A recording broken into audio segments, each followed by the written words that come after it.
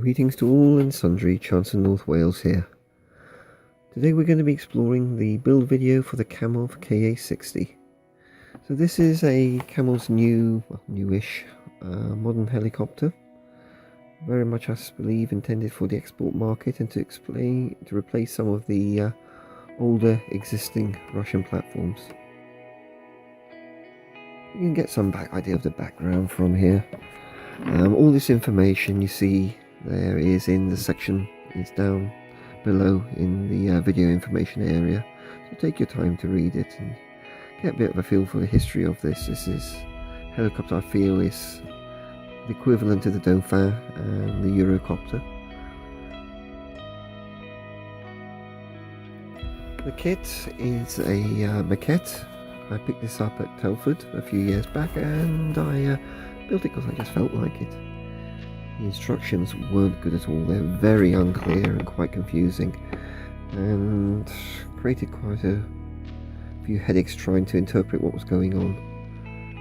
Components, likewise. I know this is originally an A model kit, but these showed discoloration around the edges, so I think the mold temperature was too high. There was a lot of flash that needed to be cleaned up. Like all builds, we start at the interior, and I started off by detailing up the cabin by adding some soundproofing and just busying up that area a bit. After that, I created some bench seats, as there were no seats to go on the inside, and made some seat belts for them as well. The idea was to do it in a general utility configuration for about six people. Here you can see the completed cockpit and cabin, and it needed a lot of sanding down, trimming down to fit properly in the fuselage. One of the key problems with this kit was the glazing. The windows just didn't fit properly, so every window I had to sand, shape, fit. And as you can well imagine, this was a real filler queen as well, with no ends of problems there. So I used my usual combination of Mr. Surfacer, Squadron Putty and Deluxe products. Once all the filling was done, put on the masking tape, burnished it down and trimmed it in situ, which works quite well, I find, especially for helicopters with the complex glazed surfaces. Now throughout this build, I was kept company by my two cats, Migs and Chip. Unfortunately, they to get to my the windowsill, they walk over my bench, and quite a few components were knocked onto the floor to feed the ever-hungry carpet monster. The rotor hubs created no end of problems. When I did test fits on the rotors, it clashed with a tail boom, so in the end I had to shorten the hub assembly by 5mm and then installed metal pins for strength and super glued in place. The video footage here shows how I impart a bend in the rotor blades.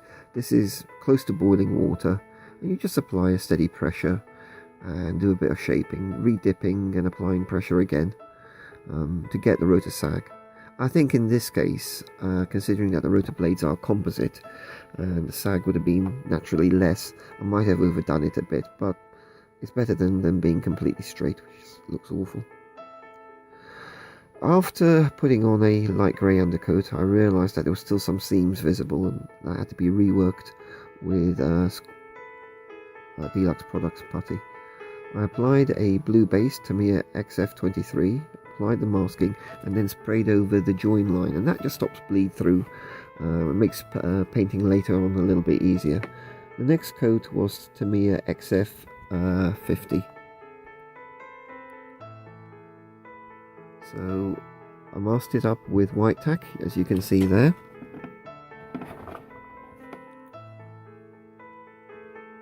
And then it was XF67 Native Green, and once I removed the masking, it didn't look too bad in all fairness. I was quite happy with that. Needed some rework with the brush in places. I highlighted the panel lines using just an engineer sharp 0.5mm engineer's pencil. That was easier than using washes in this case. Decals went on okay. I didn't decal this thing up too heavily. Looking at reference pictures, A lot of the panel instructions don't seem to be so clearly present, so after decaling I did a lot of time doing blending. Now I do like Tamiya weathering powder, and I find you can get good results. It helped tone down the paint, blend in the decals, and I made extensive use of them in this case. And that's the project pretty much finished. You can see that now. I suppose, as with many builds, this one had its own particular problems, but I got to say the main thing for me was it didn't feel or look that much like a Russian helicopter, so it wasn't what I would describe the most inspiring of subjects.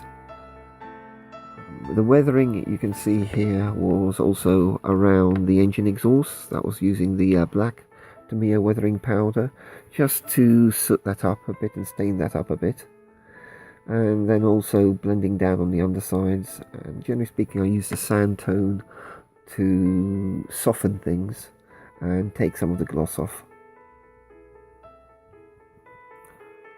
So see from these pics just a general set of views. Then what I do like to do is compare it to other helicopters.